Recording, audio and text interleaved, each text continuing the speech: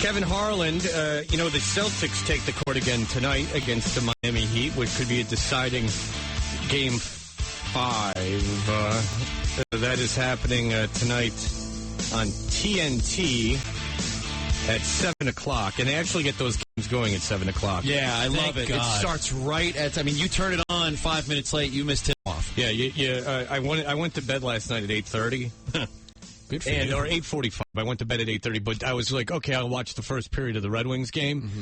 And versus just 8 o'clock comes around, and then there's 17 prepackaged things spliced in with 30 seconds of rap from the studio into another set of commercials.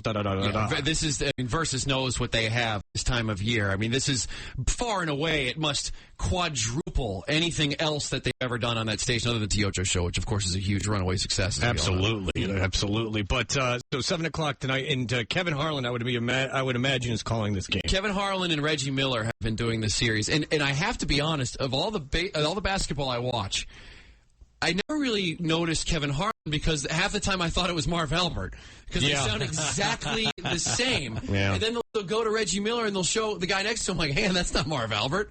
He's not harassing women.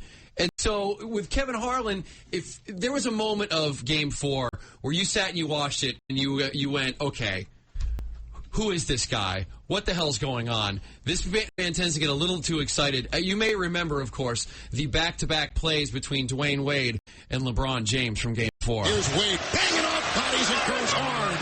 Nice play by Dwayne Wade. 3 of 3, 10 points in 16 minutes. Allen the other way. James with the steal and buckle up for LeBron. Oh!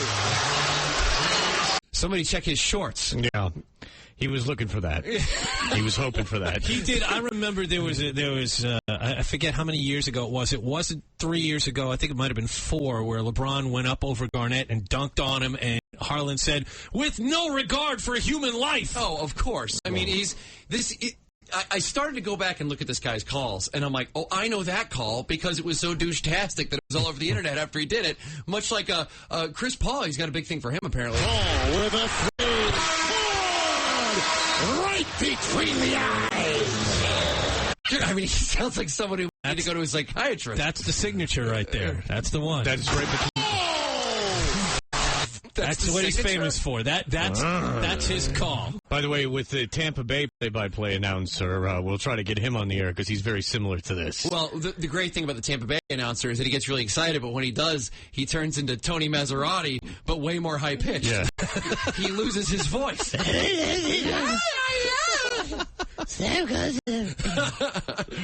But so this man he's borderline deranged on some of his calls. I don't know where he's getting his stuff from. Oh, look out! Ride 'em Cowboy! Kobe Bryant! What a play! Ride 'em Cowboy! That is from the famous photo of Kobe Bryant on the back of Paul Gasol with a cowboy hat. And it says, next stop. All of a sudden, it says, next stop, the ranch. Ride 'em Cowboy! Kobe Bryant! Everybody's the Pittsburgh Penguins guy. Smash my back with a hacksaw. And there's Kobe Bryant and his trusty steed, Paul Gasol, riding on the open prairie. Next stop, the cattle ranch. Right between the eyes. He sounds like he's choking somebody. Yes, indeed. He's caught up in the magic that is NBA basketball. By the way, these are all within the first 2 minutes of the game. In the three. Good offensive rebound for a second time by Brand.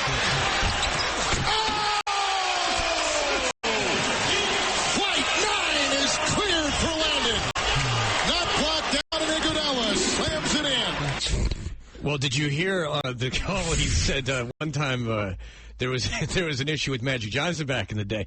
Flight 33 is circling and has engine trouble. Oh! They're out of coffee on Flight 22. Write a letter to the airline. Hey, you just got touched by that chick from Modern Family. But this man I've become obsessed with. I've been looking all over, and there's a guy peeing on the train. Oh! All right. right. Yeah, I've become obsessed with him, and I found out that he's actually entered the world of Hollywood. I don't know if you knew about this. No, I did not. He is. He's trying to capitalize on the reputation he's had as being a great play-by-play announcer, and I actually found that he's coming out with something fairly soon. Oh. Yeah. On the basketball courts of America, there is an evil that lurks.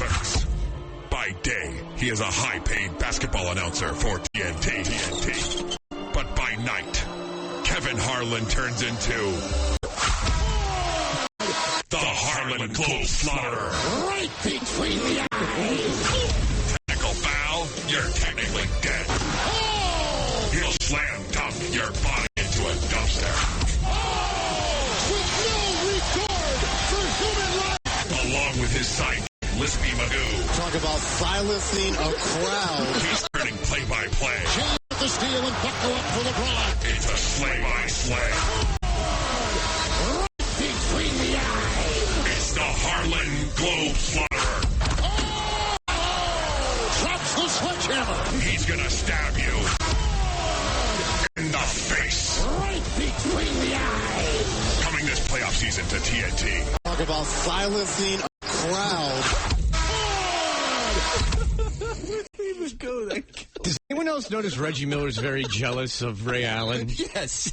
You notice he's very jealous of people with masculine voices?